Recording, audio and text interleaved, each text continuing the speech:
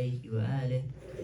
سمعت فاطمة أنها قالت: دخل علي أبي رسول الله في بعض الأيام فقال: السلام عليك يا فاطمة. فقلت: عليك السلام. قال: إني أجد في بدني ضعفا. فقلت له: أعيذك بالله يا أبتاه من الضعف. فقال: يا فاطمة، ائتيني بالكساء اليماني فغطيني به.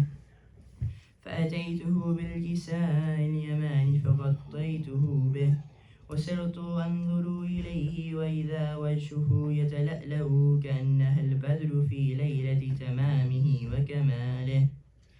فما كانت إلا ساعة وإذا بولدي الحسن قد أقبل وقال: السلام عليك يا أماه. فقلت: وعليك السلام يا قرة عيني وثمرة فؤادي. فقال: يا أماه، إني أشم عندك رائحة طيبة كأنها رائحة جدي رسول الله. فقلت: نعم، إن جدك تحت الكساء.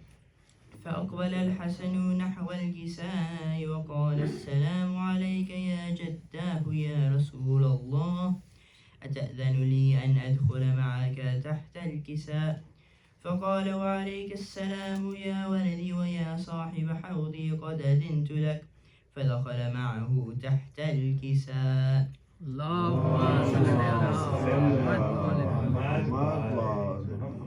فما كانت إلا ساعة وإذا بولدي الحسين قد أقبل وقال: السلام عليك يا أماه. فقلت: وعليك السلام يا ولدي ويا قرة عيني وثمرة فؤادي.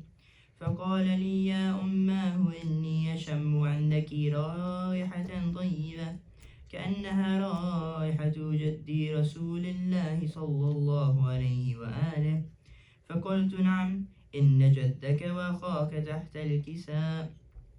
فدنا الحسين نحو الكساء وقال: السلام عليك يا جداه، السلام عليك يا من اختاره الله، أتأذن لي أن أكون معكما تحت الكساء؟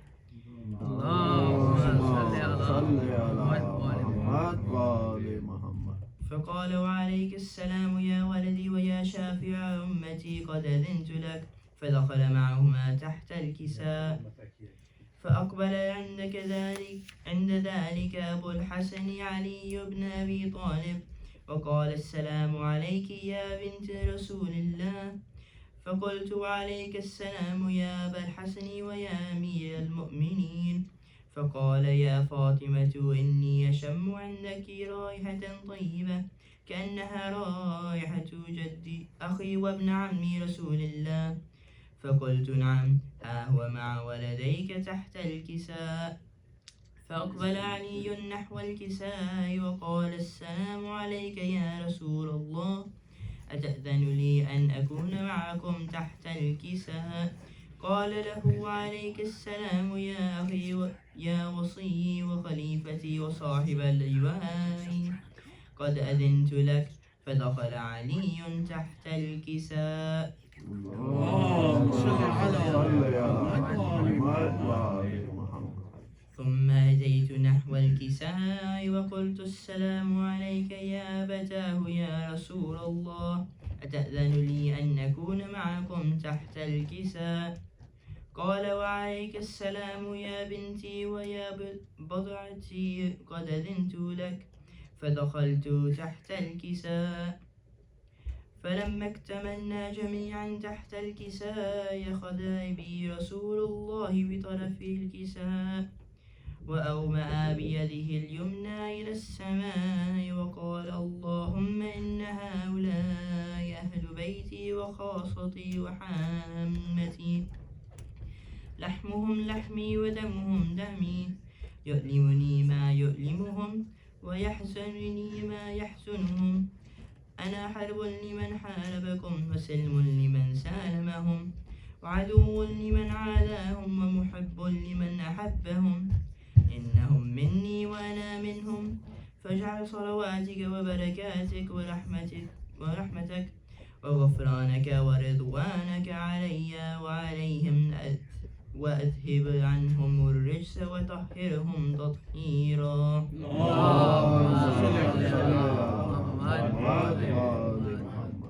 فقال الله عز وجل: يا ملائكتي ويا سكان السماوات، إني ما خلقت سماء مبنية ولا أرضا ملحية ولا قمرا منيرا ولا شمسا مضية ولا فلكا يدور ولا بحرا يجري ولا فلكا يسري إلا في محبة هؤلاء الخمسة الذين هم تحت الكساء. فقال الأمين جبرائيل: يا ربي ومن تحت الكساء؟ فقال عز وجل: هم أهل بيت النبوة ومعدن الرسالة، هم فاطمة وأبوها وبعلها وبنوها. اللهم صل على محمد وآل محمد. فقال جبرائيل: يا ربي أتأذن لي أن أهبط إلى الأرض ليكون معهم سادسا؟ فقال الله: نعم، قد أذنت لك. فهبط الأمين جبرائيل وقال: السلام عليك يا رسول الله. العلي الأعلى يقرئك السلام ويخصك بالتحية والإكرام ويقول لك: وعزتي وجلالي إني ما خلقت سماء مبنية ولا أرضا ملحية ولا قمرا منيرا ولا شمسا مضية ولا فلكا يدور ولا بحرا يجري ولا فلكا يسري إلا لأجلكم ومحبتكم، وقد أذن لي أن أدخل معكم، فهل تأذن لي يا رسول الله؟ فقال رسول الله: وعليك السلام يا أمين وحي الله. إنه نعم، قد أذنت لك. فدخل جبرائيل معنا تحت الكساء.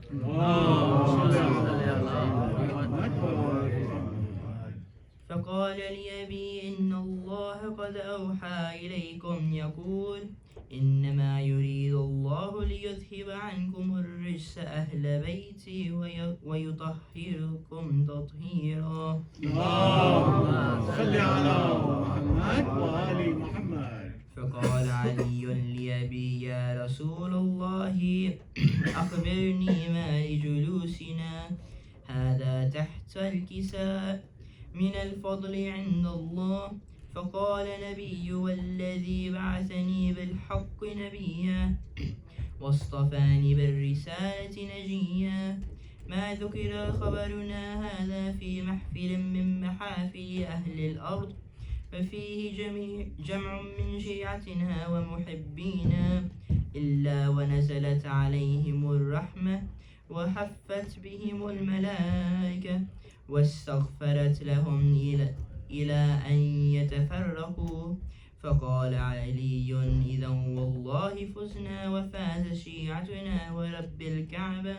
فقال النبي ثانيا: يا علي، والذي بعثني بالحق نبيا واصطفاني بالرسالة نجيا، ما ذكر خبرنا هذا في محفل من محافل أهل الأرض، وفيه جمع من شيعتنا ومحبينا، وفيهم مهموم إلا وفرج الله همه، ولا مخموم إلا وكشف الله غمه، ولا طالب حاجة إلا وقضى الله حاجته. فقال علي: إذا والله فزنا وسعدنا، وكذلك شيعتنا فازوا وسعدوا في الدنيا والآخرة ورب الكعبة. اللهم صل على محمد. اللهم صل على محمد. إن شاء الله مولانا